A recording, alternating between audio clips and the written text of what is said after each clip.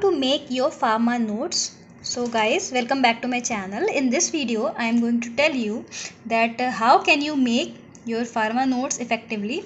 Firstly, I will start with the introduction. So before studying pharma, you should know the main motto of studying that particular subject. Instead of pharma also, if you are making any notes of any subject, so before doing that you should know that why are you studying that subject.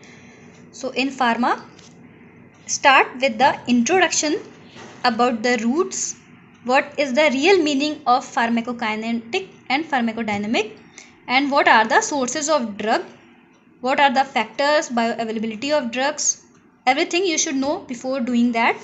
So if I will start with the introduction, firstly you should know the main real meaning of pharmacology. After that you should know the differences between pharmacokinetic and pharmacodynamic. What are the roots of drug administration is really very important questions, because if you are studying pharmacology, so you should know the main real meaning of the roots. What are the roots? Internal routes, which is called oral ingestion. Second is your parental route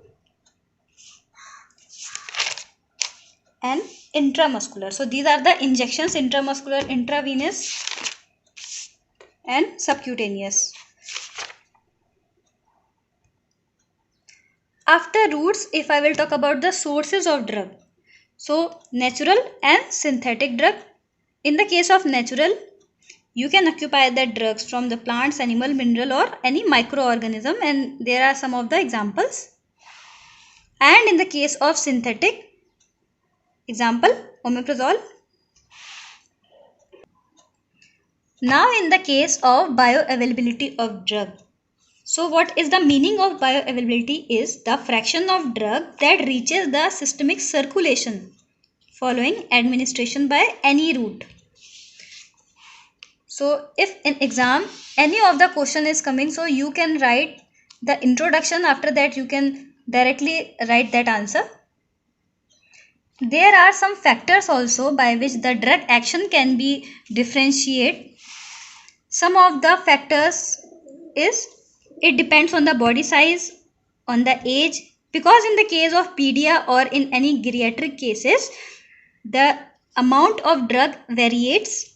In the case of sex, species and race, genetics, route of drug administration. In the case of pregnancy and lactation, physiological effect, diet and environmental factor, psychological factor and drug tolerance. There are many factors on which your pharmacology depends. So guys, after completing all of your introduction, you have to start with the classification. You should know about the mechanism of action, what are the adverse effects, and each and every mechanism of each and every drug. So in example, I am going to tell you about the antacids, which is non-steroidal anti-inflammatory drugs. By knowing this drug, you can make any of the notes. So you have to start with the introduction of that particular topic.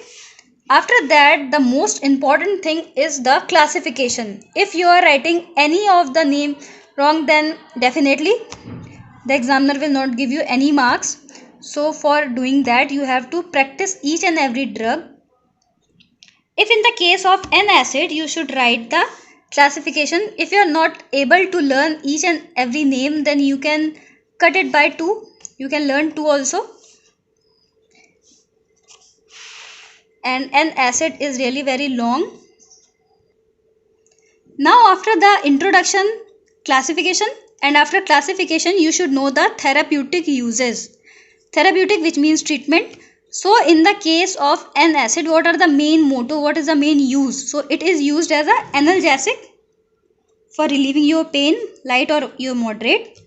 Antipyretic, as you can say in the case of fever.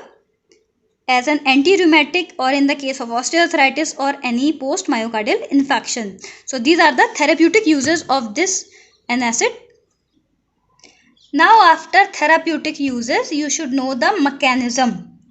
Mechanism of each and every drug is very compulsory, because in short answers The examiner can give you any of the drug and you have to write the mechanism. So knowing the mechanism of the drug is really very important.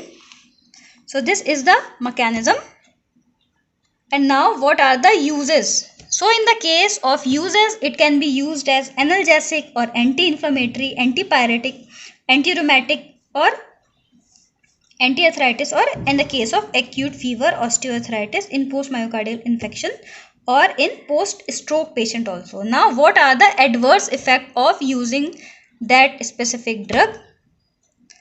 In the case of GIT, gastrointestinal nausea, the person can face these problems by inhaling that drug.